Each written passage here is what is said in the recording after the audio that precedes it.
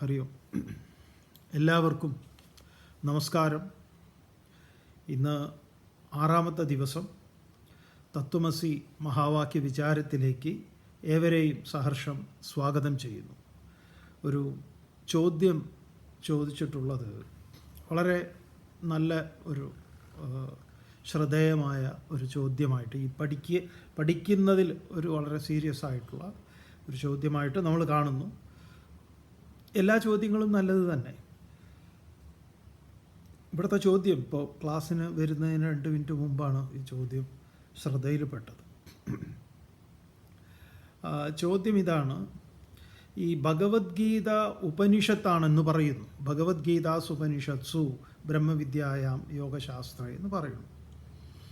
അപ്പോൾ ഈ ഉപനിഷത്ത് ഇപ്പോൾ പഠിച്ചുകൊണ്ടിരിക്കുന്ന, ഇപ്പം എടുത്തുകൊണ്ടിരിക്കുന്ന ഈ ചാന്തോക്യ ഉപനിഷത്തിലെ സൃഷ്ടിയെക്കുറിച്ച് പറയുന്ന ഈ ആദ്യത്തെ ഭാഗം തന്നെ ഭഗവത്ഗീതയിൽ എവിടെയാണ് അത് ഉൾക്കൊള്ളിച്ചിരിക്കുന്നത് എന്നുള്ളതാണ് ചോദ്യം.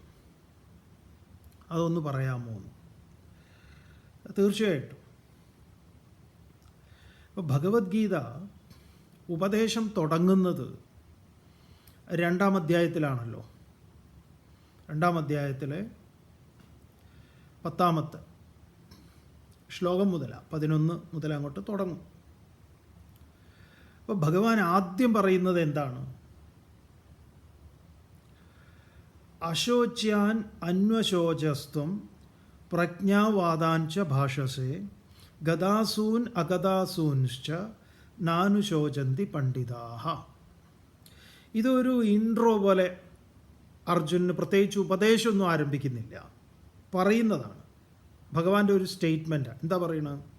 അശോച്യാൻ അന്വശോച, ദുഃഖിക്കാൻ അവകാശമില്ലാത്തതിൽ നീ ദുഃഖിക്കുന്നു. നമ്മുടെയൊക്കെ പ്രശ്നമാണ് പറയുന്നത്. ദുഃഖിക്കാൻ അവകാശമൊന്നുമില്ല, പക്ഷേ നമ്മൾ ദുഃഖിക്കുന്നു. അശോച്യാൻ അന്വശോച. എന്നിട്ടോ പ്രജ്ഞാവാദാഞ്ച ഭാഷസേ, പ്രജ്ഞയുള്ളവനെ പോലെ, അറിവുള്ളവനെ പോലെ സംസാരിക്കുന്നു. എന്നാൽ പണ്ഡിതനാകട്ടെ, ജ്ഞാനിയാകട്ടെ, അറിവുള്ളവൻ ഗതാസൂൻ അഗതാസൂൻ ച ന അനുശോചന്തി. ഈ പോയിട്ടുള്ളവരെ കുറിച്ച് ദുഃഖിക്കുകയെ, ഇനി പോകാനുള്ളവരെ കുറിച്ച് ദുഃഖിക്കുകയെ, ഒന്നിനെക്കുറിച്ചും, അതായത് ഗതകാല സ്മരണകളിലോ ഭാവികാല ആശങ്കകളിലോ വർത്തമാനത്തിലെ വ്യാകുലതകളിലോ ജ്ഞാനി ദുഃഖിക്കുന്നില്ല എന്നതാണ് ആദ്യം പറഞ്ഞത്.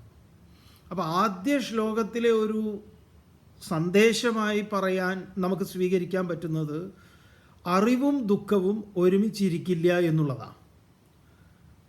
തൊട്ടടുത്ത ഭഗവാന്റെ ശ്ലോകവും ഈ ചാന്തോക്യത്തിൽ നമ്മൾ കണ്ട ശ്ലോകവും ഈ പറയുന്നതിലുള്ള ഒരു ഭേദം മാത്രം നിങ്ങൾ നോക്കിയാൽ മതി. സാധനം എന്താണ്?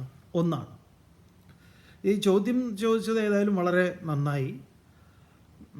എങ്ങനെയാണ് ഇതിനെ കണക്ട് ചെയ്ത് മനസ്സിലാക്കേണ്ടത് എന്നുള്ളത് പറയാൻ നല്ലൊരു അവസരവും കൂടിയായി. പിന്നത്തെ ശ്ലോകം എന്താ വരുന്നത്? നത്വേവാഹം ജാതുനാസം നത്വം നേമേ ജനാധിപാഹ നചൈവ ന ഭവിഷ്യാമഹ സർവേ വയമതഃ പരം. എന്താണ്? നത്വേവാഹം ജാതുനാസം. അഹം തു, ഞാനാകട്ടെ, ഒരിക്കലും ഇല്ലാതെ ഇരുന്നിട്ടില്ല.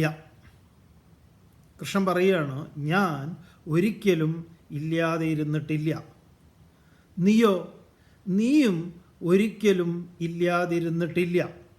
ഈ കാണുന്ന രാജാക്കന്മാരും ഒരിക്കലും ഇല്ലാതിരുന്നിട്ടില്ല, മേലിൽ ഇല്ലാതെയാവുകയുമില്ല. അപ്പോൾ കൃഷ്ണൻ ആദ്യം നൽകുന്ന ഉപദേശത്തിൽ അർജുനനോട് നീയും ഞാനും ഈ കാണായതെല്ലാം സദേവ സൗമ്യ ഇതമഗ്രേ ആസീത് ഏകം ഏവ അദ്വിതീയം എന്നതാണ്. അല്ലാതെ ഞാൻ എന്ന് പറയുന്ന ഈ ശരീരം ഇന്നലെ ഇല്ലാതിരുന്നിട്ടില്ല, ഞാൻ പണ്ടേ ഉണ്ട് എന്നും. അതുകൊണ്ടാണ് അർജുനന് കൺഫ്യൂഷനായിട്ട് അർജുനൻ 4-ാം അധ്യായത്തിൽ ചോദിക്കുന്നുണ്ടല്ലോ, അപരം ഭവതോ ജന്മ. ഞാനിത് പണ്ട് സൂര്യന് ഉപദേശിച്ചു, സൂര്യൻ മനുവിന് ഉപദേശിച്ചു, മനു ഇക്ഷ്വാകുവിന് ഉപദേശിച്ചു. ഇങ്ങനെ പരമ്പരയാൽ നിലനിന്നത് നിന്റെ കാലത്ത് നിനക്കിത് മനസ്സിലായില്ല എന്ന്. അഹം വിവസ്വാൻ പ്രോക്തവാൻ അഹം മനവേ പ്രാഹ ഇക്ഷ്വാകു ഏവ അബ്രവീത് എന്ന് പറയുന്നൊരു ശ്ലോകം. ഏവം പരമ്പരാപ്രാപ്തം ഇമം രാജർഷയോ വിദുഹു സകാലേ നേഹ മഹതോ യോഗോ നഷ്ട പരന്തപ. അപ്പോൾ അർജുനൻ ചോദിക്കുന്നുണ്ട്, അതെങ്ങനെ ശരിയാവും? അങ്ങയുടെ ജന്മം ഈ അടുത്ത കാലത്ത്, വിവസ്വാൻ്റെ ജന്മം എത്രയോ മുമ്പ്. അപ്പോൾ ഭഗവാൻ എന്താ പറഞ്ഞത്? ജന്മകർമ്മജമേ ദിവ്യം ഏവം യോ വേത്തി തത്വതഃ. എൻ്റെ ജന്മമാണെങ്കിലും കർമ്മമാണെങ്കിലും താത്വികമായി അറിയേണ്ടതുണ്ട് അർജുന.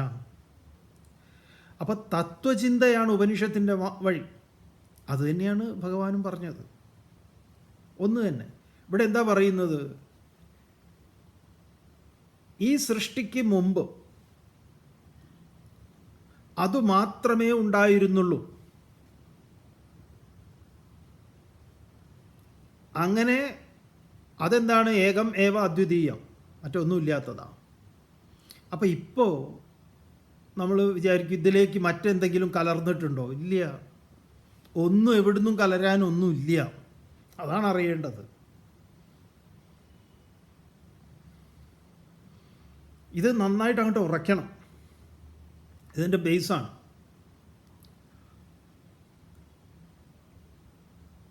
ഇത് ഇതേ ആശയം തന്നെ, ഇതേ ആശയം വളരെ ആലങ്കാരികമായിട്ട് ദക്ഷിണാമൂർത്തി സ്തോത്രത്തിൽ വരുന്നുണ്ട്. എന്താ? വിശ്വം ദർപ്പണ ദൃശ്യമാന നഗരീ തുല്യം നിജാന്തർഗതം പശ്യൻ ആത്മനി മായയാ ബഹിരിവോത്. വിശ്വം, ഈ പ്രപഞ്ചം, അവിടെ പറയുമ്പോൾ ഈ ആവിർഭൂതമായിട്ടുള്ള നമ്മുടെ ചുറ്റുപാടുള്ള ഈ പ്രപഞ്ചം ദർപ്പണ ദൃശ്യമാന നഗരീ തുല്യം നിജ അന്തർഗതം പശ്യൻ. എങ്ങനെ? മായയാ ഇവ അഭൂത്. മായ കൊണ്ടത് പുറത്തായിട്ട് നമുക്ക് തോന്നുന്നു. ഇതേതുപോലെ അവിടെ ഉപയോഗിക്കുന്ന ഒരു വാക്കുണ്ട്, ഗംഭീരമായ ഒരു ഉപമ അല്ലെങ്കിൽ ഒരു ഉദാഹരണം. ദർപ്പണ ദൃശ്യമാന നഗരീ.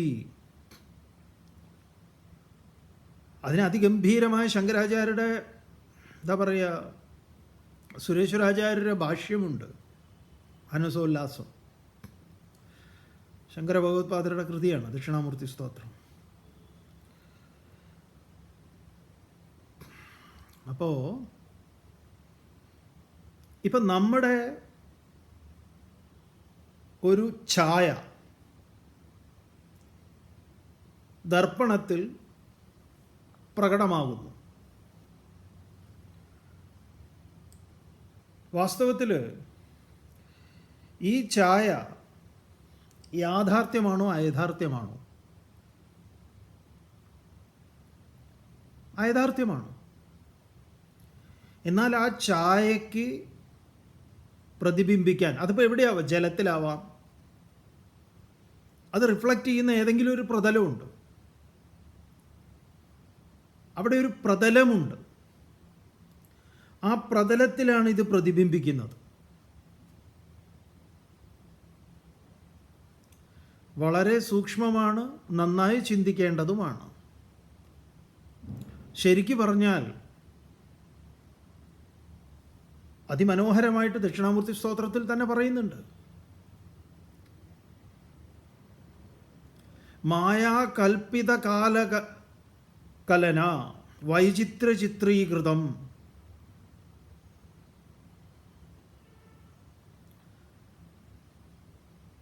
ഈ ടൈം ആൻഡ് സ്പേസ് എന്ന് പറയുന്നത് എന്താണെന്നറിയോ? ഈ പറഞ്ഞ പ്രതലമാണ്. കണ്ണാടിയുടെ സ്ഥാനമാണ് കാലത്തിനും ദേശത്തിനും അതിൽ റിഫ്ലക്റ്റ് ചെയ്യുന്നതാണ്. ഏതിൻ്റെ ഛായ? ഇതിൻ്റെ ഛായ. ഇത് ഇത് ഉപനിഷത്ത് കൃത്യമായി ബോധ്യപ്പെട്ടാൽ നിങ്ങൾക്ക് ഈ പഠിക്കുന്ന ആധ്യാത്മിക കൃതികളിൽ ഇത് കണ്ടെത്താൻ സാധിക്കും. ഇപ്പോൾ ശ്രീരാമൻ ലക്ഷ്മണന് ഉപദേശിക്കുന്നിടത്ത് പറയും, ഈ ബോധത്തിൽ, പ്രപഞ്ചത്തിൽ, ഈശ്വരനിൽ ആരോപിക്കപ്പെട്ടതാണ് ലക്ഷ്മണ ജഗത്ത് എന്ന് പറയുന്നത്. അപ്പം ജഗത്ത് എന്താണ്? ഇതിൻ്റെ റിഫ്ലക്ഷനാണ്. ഇതാണ് നമ്മൾ വിസ്തരിച്ച് അങ്ങോട്ട് പഠിക്കാൻ പോകുന്നത്. അപ്പം ഗീത എങ്ങനെയാണ് ഇതിനെ കാണുന്നത് എന്ന് ചോദിച്ചാൽ ഇതാണ്. ഭഗവാൻ പറയുന്നു, ഞാൻ മുൻപ് ഇല്ലാതെ ഇരുന്നിട്ടില്ല, ഇല്ലാതെ ഇരുന്ന ഒരവസ്ഥ എനിക്കില്ല, നിനക്കും ഇല്ല, ഈ കാണുന്ന രാജാക്കന്മാർക്കും, ഈ കാണുന്നതിനെല്ലാം തന്നെ ഇല്ലാത്തൊരവസ്ഥ ഇല്ല, മേലിൽ ഇല്ലാതെ ഇരിക്കുകയും ഇല്ല. അപ്പം ഞാനും നീയും ഈ കാണുന്നതൊക്കെ എന്താണ്? എന്നും ഉള്ളതാണ്. അതുകൊണ്ടാണ് ഇതിന് ഉണ്മ എന്ന് പറയുന്നത്. അപ്പം മാറുന്നത് എന്താണ്? ഇല്ലാതെയാകുന്നത് എന്താണ്? ഇവിടെയാണ് ജനനവും മരണവും മൃത്യു എന്ന് പറയുന്നത്. ദേശം, കാലം, ഇതിൽ പിടികിട്ടാനുള്ള സാധനങ്ങൾ ഇത്രയൊക്കെ തന്നെയേ ഉള്ളൂ. ഇത് പിടികിട്ടിയാലുണ്ടല്ലോ ഇത് നന്നായിട്ട് ബോധ്യമാവും. ഇതിപ്പം നമ്മളെ സംബന്ധിച്ച് ആകെ കൂടെ കുഴഞ്ഞു മറിഞ്ഞിങ്ങനെ കിടക്കുന്നുണ്ട്.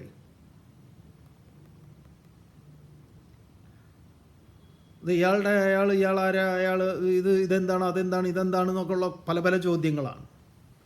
അപ്പം രാമൻ ആരാണ്? രാമൻ്റെ ആരായിട്ട് വരും? കൃഷ്ണൻ.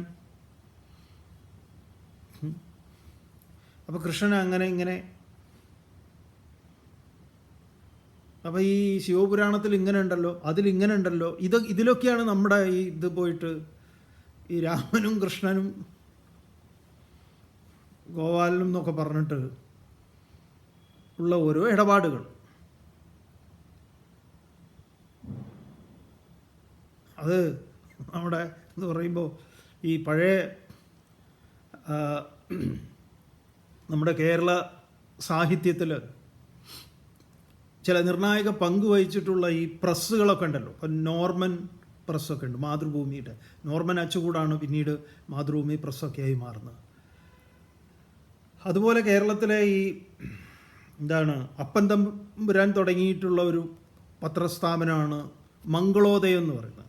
ഒരുമാതിരിപ്പെട്ട വീടുകളിലൊക്കെ, പഴയ വീടുകളിൽ പണ്ട് പുസ്തകം സൂക്ഷിക്കുന്നവരുണ്ടെങ്കിൽ ഈ മംഗളോദയം പ്രസ്സിലടിച്ചിട്ടുള്ള രാമായണം, കിളിപ്പാട്ടും അതുപോലെ കൃഷ്ണഗാഥയുമൊക്കെ മലയാളത്തിൽ സുലഭമായി ഉണ്ടായിരുന്നു. പഴയ ലൈബ്രറികളിലൊക്കെ നിങ്ങൾക്ക് കാണാം മംഗളോദയത്തിൻ്റെ. തൃശ്ശൂരാണ് അതിൻ്റെ ആസ്ഥാനം ആയിരുന്നു. പറഞ്ഞു വന്നത് എന്താന്ന് പറഞ്ഞാൽ, പ്രശസ്തനായ അക്കാലത്തെ സാഹിത്യകാരന്മാരുടെയൊക്കെ ഈ നമ്മുടെ വീട്ടിയൊക്കെ മംഗളോദയം വഴി അദ്ദേഹത്തിൻ്റെ ലേഖനങ്ങളും പലതുമൊക്കെ പ്രസിദ്ധം ചെയ്തിട്ടുണ്ട്, ഒരുമാതിരിപ്പെട്ടവരൊക്കെ. അപ്പോൾ അവിടേക്ക് നമ്മുടെ EV കൃഷ്ണപിള്ള ഒരാവശ്യത്തിന് മംഗളോദയത്തിലേക്ക് വരികയാണ്. അപ്പോൾ അവിടെ EV രാമൻ നമ്പൂതിരി ഉണ്ട്. അപ്പോൾ EV കൃഷ്ണപിള്ള മംഗളോദയത്തിൽ, ഈ EV രാമൻ നമ്പൂതിരിയോ ബഹുകേവൻ, ആധ്യാത്മിക വിഷയങ്ങളിലൊക്കെ വലിയ പണ്ഡിതനാണ്. മൂപ്പരും ഗ്രന്ഥങ്ങളൊക്കെ രചിച്ചിട്ടുണ്ട്, വ്യാഖ്യാനങ്ങളൊക്കെ നടത്തിയിട്ടുള്ള വലിയ ആളാണ്. പണ്ട് നമ്മുടെ കേരളത്തിലൊക്കെ ഈ ഗൃഹസ്ഥാശ്രമികൾ എന്ന നിലയിൽ കുടുംബവുമായിട്ടൊക്കെ ജീവിച്ചിരുന്ന ആളുകൾ ഗംഭീരന്മാരായിട്ടുള്ള ഈ അധ്യാത്മ വിഷയത്തിൽ അങ്ങേയറ്റം പ്രാവീണ്യം നേടിയവരാണ്. അവരുടെയൊക്കെ ഗ്രന്ഥശേഖരം എന്ന് പറഞ്ഞാൽ പലതും ഇന്ന് നമുക്ക് മേടിക്കാൻ കിട്ടില്ല, പക്ഷേ ഒക്കെ ഉണ്ട്. കുറേ നമ്മുടെ കയ്യിൽ കുറേ കളക്ഷൻ നമുക്ക് പലരും ലൈബ്രറികളൊക്കെ വീടുകളിലൊക്കെ ഒഴിവാക്കുന്ന സമയത്തൊക്കെ കിട്ടിയിട്ടുള്ള പുസ്തകങ്ങൾ നമ്മുടെ കയ്യിലുണ്ട്. നമുക്ക് കുറച്ചെണ്ണമൊക്കെ മാധവിക്കുട്ടി നമുക്ക് തന്നിട്ടുണ്ട്. നമ്മുടെ ആമി ചേച്ചി കമലാസുരയ്യ.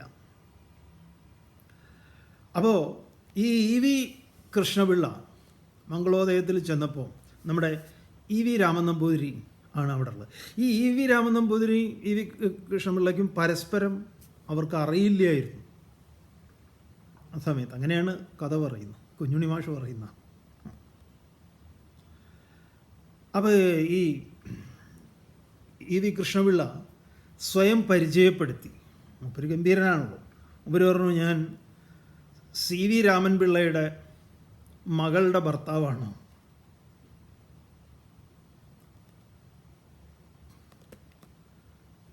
ആര് പരിചയപ്പെടുത്തി? ഇ വി കൃഷ്ണപിള്ള പരിചയപ്പെടുത്തി. ഞാൻ സി വി രാമൻപിള്ളയുടെ മകളുടെ ഭർത്താവ് ഇ വി കൃഷ്ണപിള്ള എന്ന്. അപ്പോൾ ഇ വി രാമൻ നമ്പൂതിരി, നമ്പൂതിരിക്ക് അല്ലെങ്കിൽ ഫലിതമുള്ളതാണല്ലോ.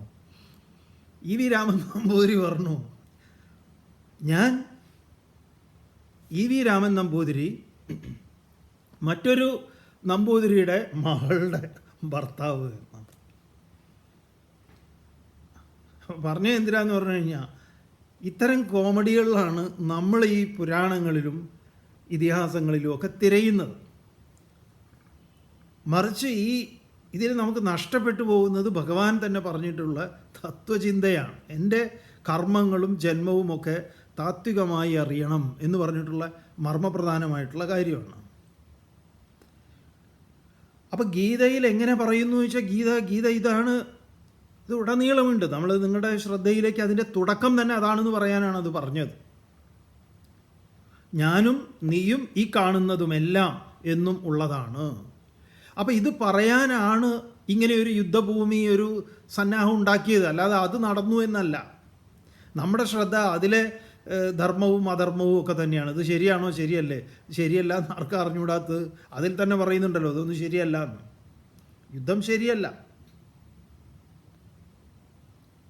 ധർമ്മമാണ് അതിലെ വിഷയം തന്നെ.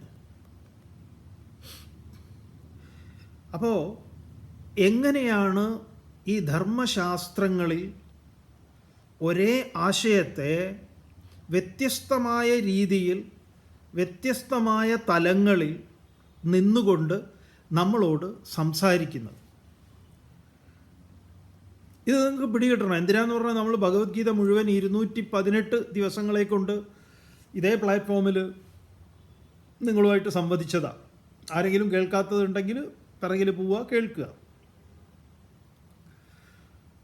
ലൈക്ക് ചെയ്യുക, ഷെയർ ചെയ്യുക, കേൾക്കുക. നിങ്ങൾ ഇത് വളരെ പ്രധാനപ്പെട്ട ഒന്നാണല്ലോ. നമ്മുടെ സംസ്കൃതിയെക്കുറിച്ച് കൂടുതൽ അറിയുക.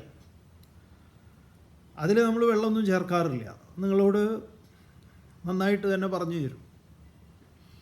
അതിൽ വേറെ എന്തെങ്കിലുമൊക്കെ കലർത്തേണ്ടതില്ല. ധർമ്മശാസ്ത്രത്തോട് നീതി പുലർത്തിക്കൊണ്ട് അതിലെന്തെങ്കിലും ധർമ്മശാസ്ത്രത്തിന് നിരക്കാത്തതുണ്ടെങ്കിൽ നിങ്ങൾക്ക് ചൂണ്ടിക്കാണിക്കാവുന്നതാണ്. അപ്പം നിങ്ങൾ വിചാരിച്ചത് അങ്ങനെയാണ് ഇങ്ങനെയാണെന്ന് പറയുന്നത് അത് നിങ്ങളുടെ വിചാരത്തിൻ്റെ കുഴപ്പമാണ്, നമ്മുടെ കുഴപ്പമല്ല. ധർമ്മശാസ്ത്രം അതിനെ അംഗീകരിക്കുന്നില്ല. അപ്പോൾ ഇവിടെ ഈ ഉപനിഷത്ത് ആദ്യം ആരംഭിക്കുന്ന ഈ ഒരു കാര്യം, ഈ പ്രപഞ്ചത്തിൻ്റെ ഉത്പത്തിയെക്കുറിച്ച് പറയുമ്പം ആ ഒന്ന് മാത്രമാണ് ഉണ്ടായിരുന്നത്. അതിലെ 3 ഭേദങ്ങളെക്കുറിച്ചും വിസ്തരിച്ച് പറഞ്ഞു. ആവർത്തനമാണെന്ന് നിങ്ങൾക്ക് തോന്നും. ഇത് ആവർത്തിക്കുക തന്നെ വേണം.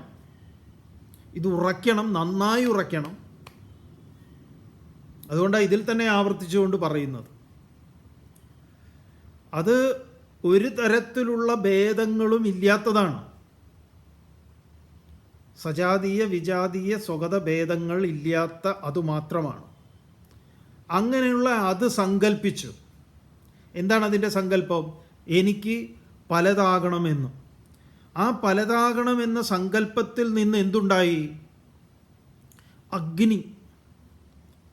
ആ അഗ്നിയുടെ സങ്കല്പം, അഗ്നി സങ്കല്പിച്ചു എനിക്ക് പലതാകണമെന്ന്. ഇതാണ് നമ്മൾ ബിഗ് ബാങ് തിയറിയുമായി ചേർത്ത് മനസ്സിലാക്കിയത്. അതങ്ങനെ തന്നെയാണല്ലോ ബിഗ് ബാങ് തിയറിയിൽ നമ്മൾ പഠിക്കുന്നത്. ചൂടാർന്ന ഈ ഒരു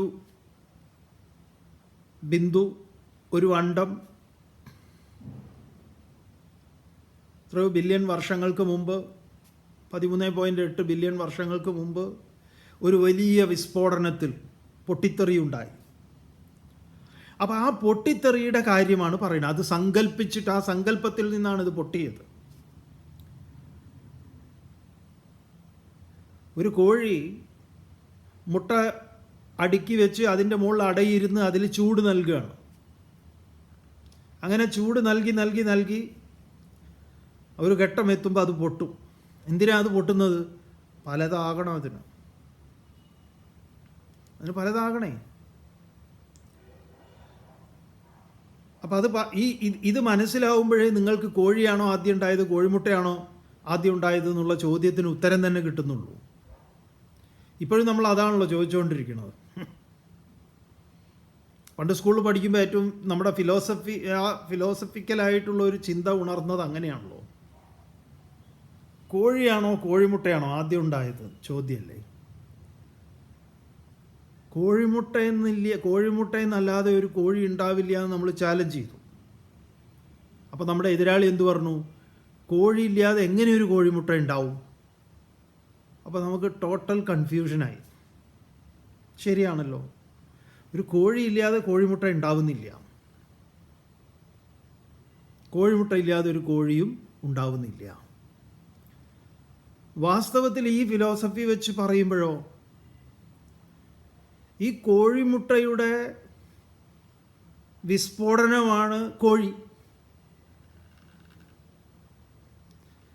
ആ കോഴിയുടെ വീണ്ടുമുള്ള വിസ്ഫോടനമാണ് കോഴിമുട്ട. അപ്പം ഈ കോഴിയും കോഴിമുട്ടയും രണ്ടും രണ്ടാണോ? അല്ല, രണ്ടില്ല, അവിടെ ഒന്നേ ഉള്ളൂ. അപ്പോഴേ നിങ്ങളുടെ ചോദ്യം തന്നെ അവസാനിക്കുന്നുള്ളൂ. അതിന് ഉത്തരവും കൃത്യം അത് തന്നെയാണ്. അല്ലെങ്കിൽ നിങ്ങളിതിങ്ങനെ ചോദിച്ചുകൊണ്ടിരിക്കും.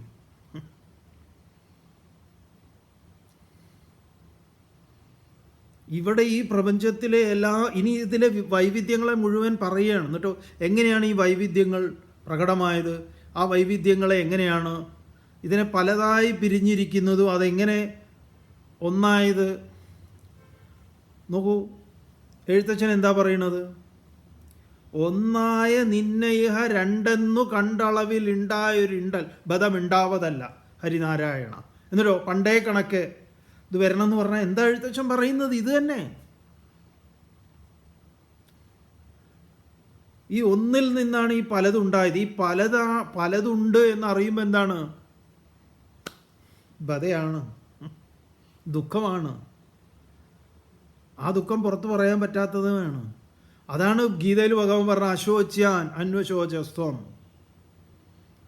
അപ്പം എഴുത്തച്ഛൻ ഹരിനാമകീർത്തനത്തിൽ പറഞ്ഞത് വേറൊരാശയമാണോ?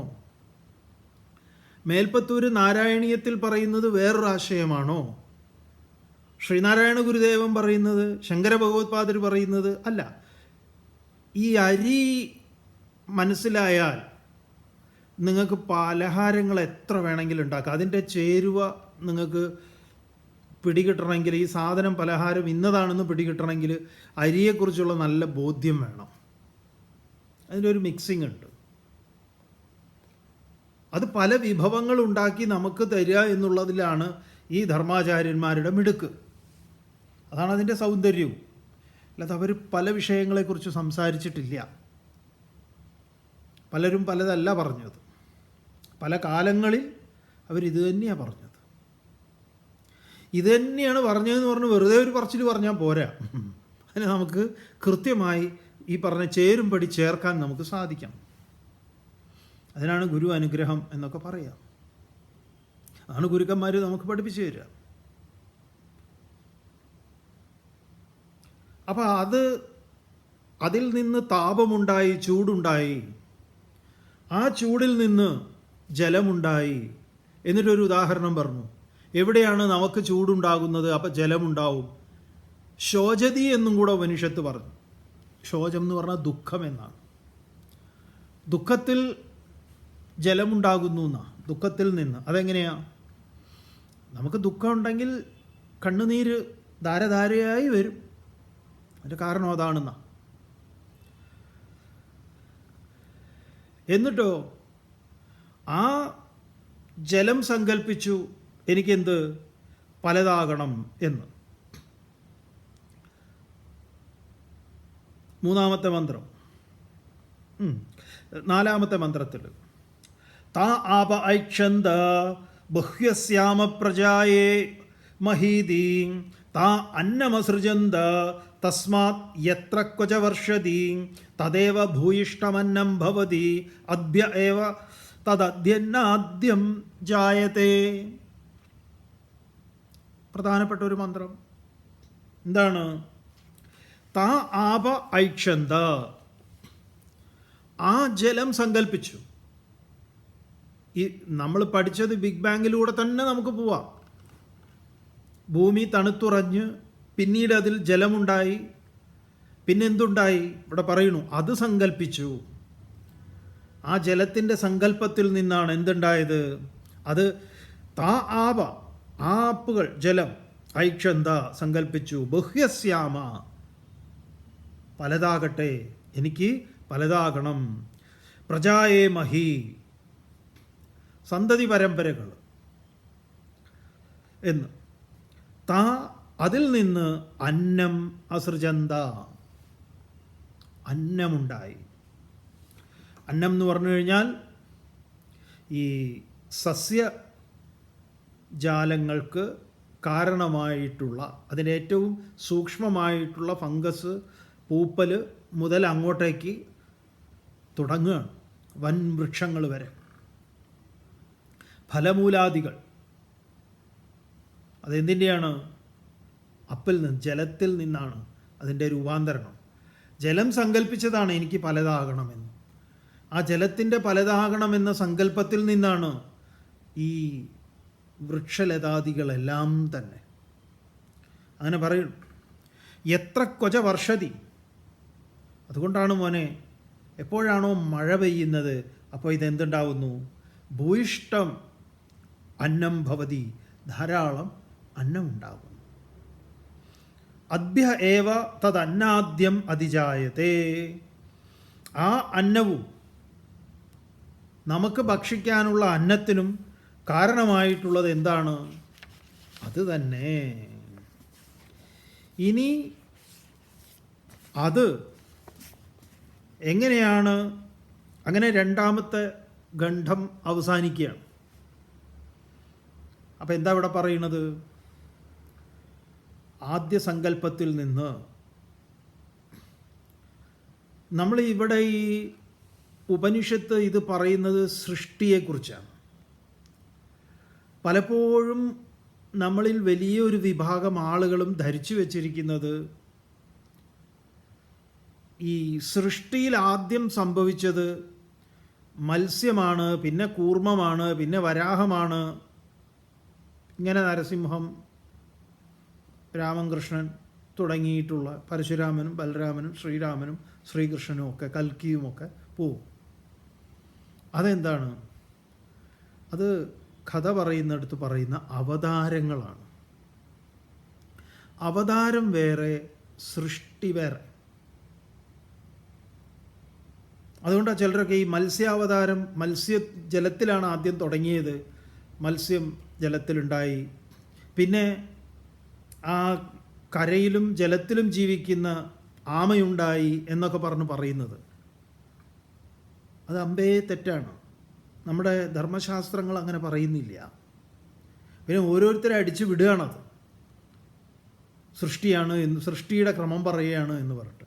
അവതാരം വേറെ, സൃഷ്ടി വേറെ. നിങ്ങൾ ചിലപ്പോൾ അങ്ങനെ കേട്ടിട്ടുണ്ടാവാം. അത് ഈ ഉപനിഷത്തിൻ്റെ ബേസ് ഇല്ലാതെ നമ്മൾ പുരാണങ്ങളെയും ഇതിഹാസങ്ങളെയും വ്യാഖ്യാനിച്ചാൽ പെട്ടുപോകും. ഇതാണ് ഇതിൻ്റെ അടിത്തറ, ഫൗണ്ടേഷൻ ഇതാണ്. അപ്പം ഇത് സങ്കല്പിക്കുകയാണ്. ആ സങ്കല്പത്തെക്കുറിച്ച് നമ്മൾ പറഞ്ഞു. അപ്പോൾ ആലോചിക്കൂ, അഗ്നി, ജലം, അതിൽ നിന്നുണ്ടാകുന്ന വൃക്ഷലതാദികൾ, അതിലെ ഫലമൂലാദികൾ, അന്നം, ആ അന്നത്തിൽ നിന്നുണ്ടാകുന്ന ജീവജാലങ്ങൾ, അതിനെയൊക്കെ ഇവിടെ ഇങ്ങനെ പറയുന്നു, വിസ്തരിച്ച് വേറൊരു വിധത്തിലാണ് പറയുന്നത്. ഇവിടെ നമ്മൾ മനസ്സിലാക്കുന്ന ഒരു കാര്യമുണ്ട്. ഈ ഉപനിഷത്തിൽ, ചാന്തോക്യത്തിൽ 6-ാം അധ്യായത്തിൽ ത്രിവൃത്കരണം എന്ന ഒരു സമ്പ്രദായത്തെയാണ് സ്വീകരിക്കുന്നത്. മറ്റ് ഉപനിഷത്തിൽ പഞ്ചീകരണം എന്ന് പറയുന്ന ഒരു സമ്പ്രദായത്തെയാണ്. എന്താണ് ഈ ത്രിവൃത്കരണവും പഞ്ചീകരണവും തമ്മിലുള്ള വ്യത്യാസം എന്നാണെങ്കിൽ, ത്രിവൃത്കരണത്തിൽ 3 മഹാഭൂതങ്ങളെയാണ് അഡ്രസ്സ് ചെയ്യുന്നത്. അത് ഭൂമിയും ജലവും അഗ്നിയും. ആകാശവും വായുവും അതിനെ രണ്ടിനെയും അഡ്രസ്സ് ചെയ്യുന്നില്ല. എന്തുകൊണ്ടെന്നാൽ അത് ഇന്ദ്രിയങ്ങൾക്ക് വിഷയമായി ഭവിക്കാത്തത് കൊണ്ടാണ്. ആയിരിക്കാം, അങ്ങനെ കാരണമൊന്നും പറയുന്നില്ല. ഇന്ദ്രിയങ്ങൾക്ക് വിഷയീഭവിക്കാത്ത, എന്നാൽ പൂർണ്ണമായി ഇന്ദ്രിയങ്ങൾക്ക് വിഷയീഭവിക്കാത്തതാണ് ഈ 2 ഭൂതങ്ങൾ എന്ന അഭിപ്രായവും ഇല്ല.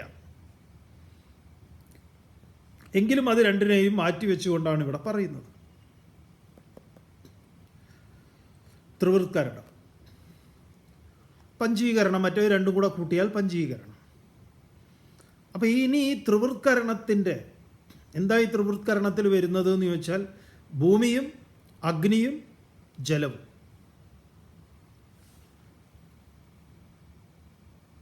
ഇതെങ്ങനെയാണ്? ഇപ്പം ആദ്യം എന്ത് പറഞ്ഞു? ഇതിൻ്റെ സങ്കല്പത്തിൽ നിന്ന് പലതാകണം എന്നതിൽ നിന്നാണ് ഇതിങ്ങനെ സങ്കല്പിച്ച് പലതായിട്ടുള്ളത്. ഇനി ഇതിൻ്റെ നാമരൂപങ്ങളൊക്കെ എങ്ങനെയാണ് ഉണ്ടാകുന്നത് എന്നൊക്കെയാണ് പറയാൻ പോകുന്നത്. 3-ാം ഖണ്ഡം 1-ാം മന്ത്രം. തേഷാം ഖലു യേഷാം ഭൂതാനാം ത്രീണ്യേവ ബീജാനി ഭവന്തി അണ്ഡജം ജീവജം ഉദ്ഭിജം ഇതി. തേഷാം ഖലു യേഷാം ഭൂതാനാം ത്രീണ്യേവ ബീജാനി ഭവന്തി.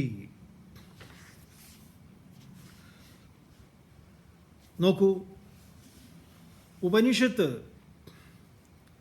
ഇത് പറയുമ്പോൾ ഉപനിഷത്തിൻ്റെ കാലഗണന എത്ര പിറകിലുള്ളതാണ്. നമ്മൾ ഇന്ന് പഠിക്കുന്ന ആധുനിക സയൻസിൽ, നമ്മുടെ ബയോളജിയിൽ അല്ലെങ്കിൽ സുവോളജിയിൽ നമ്മൾ ജീവജാലങ്ങളെക്കുറിച്ച് പഠിക്കുന്നുണ്ട്. ഒരു കണക്കനുസരിച്ച് അവർ ഇതിനെ കാറ്റഗറൈസ് ചെയ്തിരിക്കുന്നതിൽ 87 ലക്ഷം വെറൈറ്റി ജീവജാലങ്ങളുണ്ടെന്നാണ്.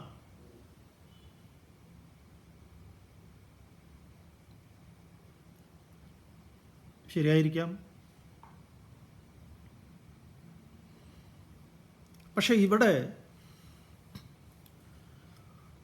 ഇത് എത്രയോ ജീവജാലങ്ങൾ ഉണ്ടാവാം. ഇപ്പം നിങ്ങളൊരു പൂച്ചയുടെ ഫോട്ടോ എടുത്തിട്ട് ഗൂഗിൾ ചെയ്ത് നോക്കൂ. ഇത് ഏത് ഇനത്തിൽപ്പെട്ടാൽ നമ്മുടെ കല്യാണിയൊക്കെ നമ്മൾ ഇടയ്ക്കൊന്ന് ഫോട്ടോ എടുത്ത് നോക്കുമ്പോൾ അതിൽ തന്നെ ഓട്ടോമാറ്റിക്കായിട്ട് വരും. ഇത് ഇന്നതാണ്.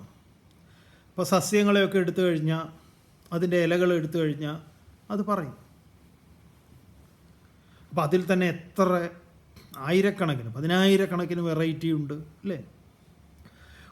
ഒന്നിൽ തന്നെ നമ്മളിപ്പോൾ റോസ് എന്ന് പറഞ്ഞാൽ പനിനീർ പുഷ്പം ഒന്നാണോ? എത്ര എണ്ണം ഉണ്ട്. ബോഗൻവില്ല എത്രയുണ്ട്. മുല്ല, ചക്കമുല്ല, ആ മുല്ല, ഈ മുല്ല അല്ലേ? ഒക്കെ കൂടാതെ മുല്ല നസ്രുദ്ദീൻ വേറെ, പള്ളിയിൽ ബാങ്ക് കൊടുക്കണ മുല്ല അത് വേറെ.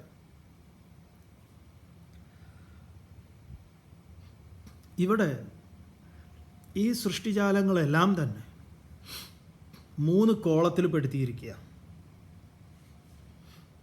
മറ്റൊരിടത്ത് 5 കോളത്തിൽ പെടുത്തും.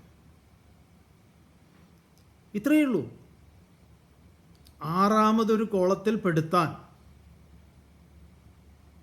അല്ലെങ്കിൽ വേറൊരു പ്രകാരത്തിൽ ഇവിടെ ജീവജാലങ്ങൾ ഉണ്ടാകുന്നില്ല. അതാണ് ഇതിൻ്റെ ഒരു സൗന്ദര്യം. ഇങ്ങനെ നമ്മൾ പഠിക്കുന്നില്ല.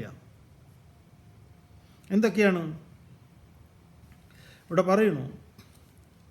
തേഷാം ഖലു യേഷാം ഭൂതാനാം, തേഷാം യേഷാം ഭൂതാനാം, അങ്ങനെയുള്ള ഈ ഭൂതജാലങ്ങൾക്ക് ത്രീണി ഏവ ബീജാനി ഭവന്തി ഖലു. 3 പ്രകാരത്തിലുള്ള അതിൻ്റെ ഉത്പത്തി സ്ഥാനങ്ങളാണ് ഉള്ളത്. 3 ഉത്പത്തി സ്ഥാനങ്ങളുണ്ട്. അതിന് നമുക്കിവിടുന്ന് 5 എണ്ണത്തിനെയും കൂടെ അടുത്ത 2 എണ്ണത്തിനെയും കൂടെ ഇതിൽ ചേർത്ത് അങ്ങോട്ട് പഠിക്കാം. ഇവിടെ 3 പറയുന്നുള്ളൂ, പക്ഷേ 2 കൂടെ മറ്റൊരു ഉപനിഷത്തിൽ നിന്ന് നമ്മൾ അതിനെയും കൂടെ ചേർക്കുന്നു. അപ്പോൾ പിന്നെ കൺഫ്യൂഷൻ ഉണ്ടാവില്ല. എന്തൊക്കെയാണത്? ത്രീണി ഏവ ആണ്ടജം ജീവജം ഉദ്ബിജം.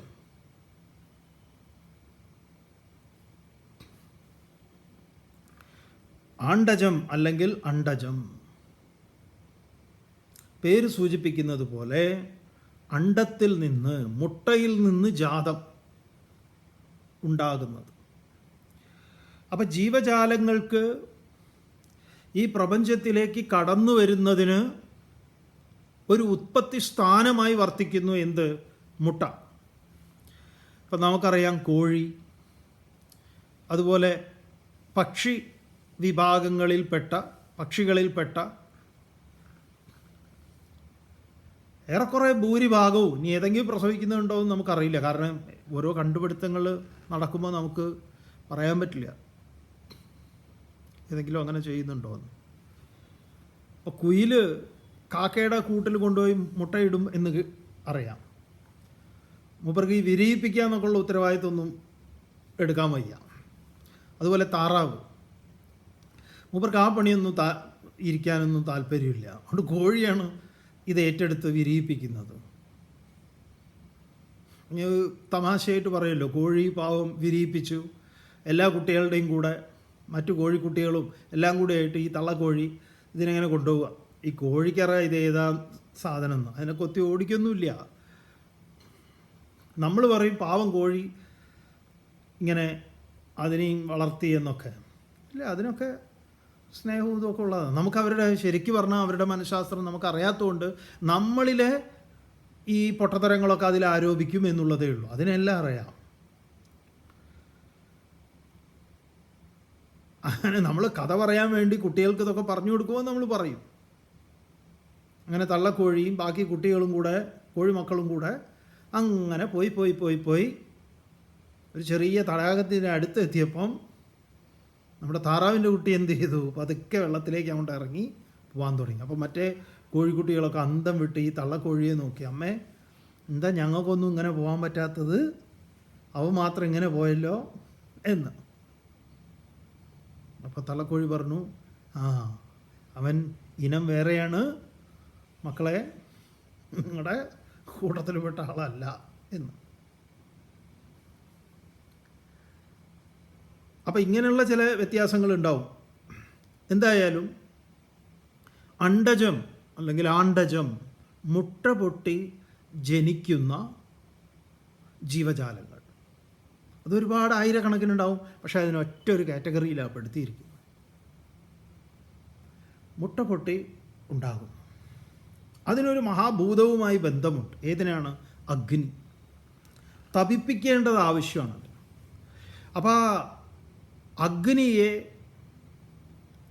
പഞ്ചമഹാഭൂതങ്ങളിൽ അഗ്നിയെ സഹായമായി സ്വീകരിച്ചുകൊണ്ട് അത് പ്രകൃതിയിലേക്ക് വീണ്ടും പ്രകടമാകുന്നു. അതാണ് ഒന്ന് ആണ്ടജം. പിന്നെ ഒന്നോ ജീവജം.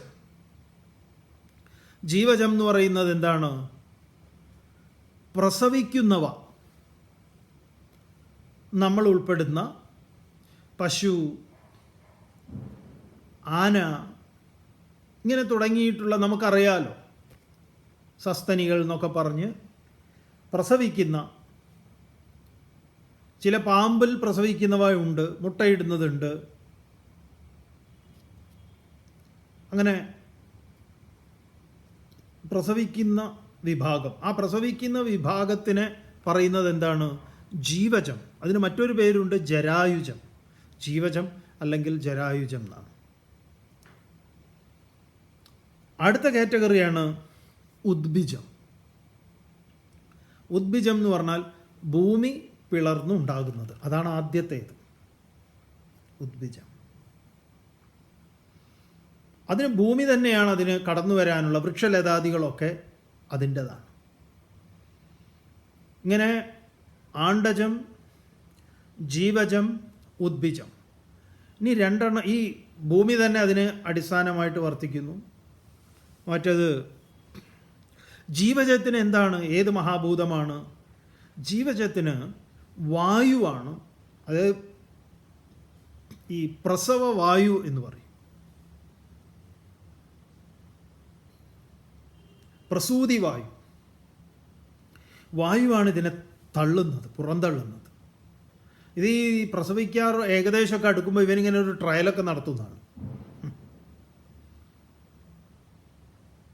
അപ്പോൾ ആ പ്രസൂതി വായുവിൻ്റെ തള്ളലിലൂടെയാണ് ഇതങ്ങോട്ടേക്ക് ഈ കടന്നു വരാൻ അതിനുള്ള ഒരു സഹായകമായി വർത്തിക്കുന്ന ഒരു ഭൂതമുണ്ട് ഇതിൽ മുഖ്യമായിട്ട്. എല്ലാ ഭൂതങ്ങളുടെയും സഹായം ആവശ്യമുണ്ട്, പക്ഷേ ഒരു മുഖ്യമായ ഒരു ഭൂതം ഇതിൽ പണിയെടുക്കുന്നുണ്ട്. അത് പ്രസൂതി വായുവാണ്. ഇനിയുള്ള രണ്ടെണ്ണം, ഒന്ന് സ്വേദജം എന്ന് പറയും. സ്വേദജം എന്ന് പറയുന്നത് വിയർപ്പിൽ നിന്ന്, ഫംഗസിൽ നിന്നുണ്ടാവുന്നതാണ്, ഈർപ്പത്തിൽ നിന്നുണ്ടാവുന്നതാണ്. ഈർപ്പത്തിൽ നിന്നുണ്ടാവുന്ന ഫംഗലുകൾ തുടങ്ങിയിട്ടുള്ളത്. ഈവൻ കൊതുക് മുട്ടയിടും എന്നാണ് പറയുക, പക്ഷെ അതിന് എന്ത് വേണം? ജലം ആവശ്യമുണ്ട്. പിന്നെ ഉള്ളത് ഊഷ്മജം എന്ന് പറയും. ഇത് അന്തരീക്ഷത്തെയാണ് അത് മീഡിയേറ്ററായിട്ട് എടുക്കുന്നത്. പല വൈറസുകൾ നമ്മൾ തുമ്മുമ്പം കേർച്ചീഫ് ഉപയോഗിക്കണം എന്നൊക്കെ പറയുന്നത് അതുകൊണ്ടാണ്. അല്ലെങ്കിൽ അങ്ങനെ തുമ്മൽ വഴി, ചുമ വഴി നമ്മുടെ ശ്വാസകോശത്തിലൂടെ ശരീരത്തിനകത്തേക്ക് പ്രവേശിച്ചു കഴിഞ്ഞാൽ അവനവിടെ നമുക്ക് പ്രശ്നമുണ്ടാക്കും. അപ്പോൾ ഇവൻ ഈ അന്തരീക്ഷത്തിൽ അവനൊരു നിലനിൽപ്പുണ്ട്. പലതും അന്തരീക്ഷത്തിൽ പലതിനും നിലനിൽക്കാൻ പറ്റാറുമില്ല അധിക സമയം. പക്ഷേ ചിലതിന് അല്പമാത്രമാണെങ്കിലും അവന് നിൽക്കാൻ പറ്റും. കോവിഡിൻ്റെ സമയത്ത് നമ്മൾ സദാ മാസ്ക് ഇട്ടത് അതുകൊണ്ടാണ്. അതെന്താണ്? ഊഷ്മജമാണ്. ഈ അഞ്ചും അത് ആകാശത്തെ, സ്പേസിനെ ഡിപ്പെൻഡ് ചെയ്ത് നിൽക്കുന്നതാണ്. ഈ 5 ഗണത്തിലെ ജീവജാലങ്ങൾ ഇവിടെ ഉള്ളൂ. നിങ്ങൾ 87 ലക്ഷമോ 100 ലക്ഷമോ എത്ര പറഞ്ഞാലും ഈ 5 എൻട്രൻസിലൂടെ അല്ലാതെ ഇത് വേറെ ഒരു വഴിയിലൂടെയും കടന്നു വരുന്നില്ല. ഇവിടെ പറയുമ്പോൾ 3 വഴി, 3 എണ്ണം, 2 എണ്ണം കൂടെ കൂട്ടാം. 2 ഉപനിഷത്ത് തന്നെ പറയുന്ന. അപ്പം ഇവിടെ ഈ മന്ത്രത്തിൽ അണ്ടജ, ജീവജ, ഉദ്ഭിജം, മറ്റേതിൽ സ്വേദജവുമുണ്ട്, ഊഷ്മജവുമുണ്ട്. ഇങ്ങനെ തേഷു ഖലു യേഷാം ഭൂതാനാം ത്രീണി ഏവ ബീജാനി ഭവന്തി, ആണ്ടജം, ജീവജം, ഉദ്ഭിജം ഇതി. അങ്ങനെ ഇവന്മാർ ഇതിപ്പോൾ എന്തായി? അടുത്തതിൽ പറയുന്നു എങ്ങനെയാണ് ഇവിടെ നാമരൂപങ്ങൾ പ്രകടമാകുന്നത്. അപ്പം ഇതെങ്ങനെയാണ് നാമരൂപാദികളായി പ്രകടമായി ഈ വിശ്വത്തിൽ ഓരോന്നും വെവ്വേറെയായി നിൽക്കുന്നത്? അത് എവിടെയൊക്കെ ഉണ്ട്, ഏതിൽ നിന്നോ. ഇനി അതിനെ എങ്ങനെ തിരിച്ചറിയാം? അതിൻ്റെ അടയാളങ്ങൾ എന്തൊക്കെയാണ്? എല്ലാം വിസ്തരിച്ച് പറയാൻ പോവുകയാണ് ആര്? ഉദ്ദാലകൻ. മോനെ ശ്വേതകേതോ, നീ നല്ല ശ്രദ്ധയോടുകൂടി നാളെ രാവിലെ 7 മണിക്ക് വാ. പറ്റിയാൽ ഒരു കട്ടൻ ചായയൊക്കെ എടുത്ത് ഇങ്ങനെ ഇരുന്നോ. നമുക്ക് സൃഷ്ടിയുടെ രഹസ്യം, അതിലൂടെ നിൻ്റെ രഹസ്യം, ചുറ്റുപാടിൻ്റെ രഹസ്യം നമുക്കറിയാം. എന്നിട്ടോ സന്തോഷമായിട്ട് ഇവിടെ നമുക്ക് നിലകൊള്ളാം. ഒരു പരിഭവം വേണ്ട എന്ന് പറയാം. ധൈര്യമായിട്ടിരിക്കും. ഞാനുണ്ടടോ നിൻ്റെ കൂടെ എന്നാണ് ഉദ്ദാലകൻ പറയുന്നത്. നോക്കാം നാളെ. ഓം പൂർണ്ണമദഃ പൂർണ്ണമിദം പൂർണ്ണാത് പൂർണ്ണമുദച്യതേ പൂർണ്ണസ്യ പൂർണ്ണമാദായ പൂർണ്ണമേവാവശിഷ്യതേ. ഓം ശാന്തി ശാന്തി ശാന്തി. ഹരി ഓം. ശ്രീ ഗുരുഭ്യോ നമഃ. ഹരി ഓം.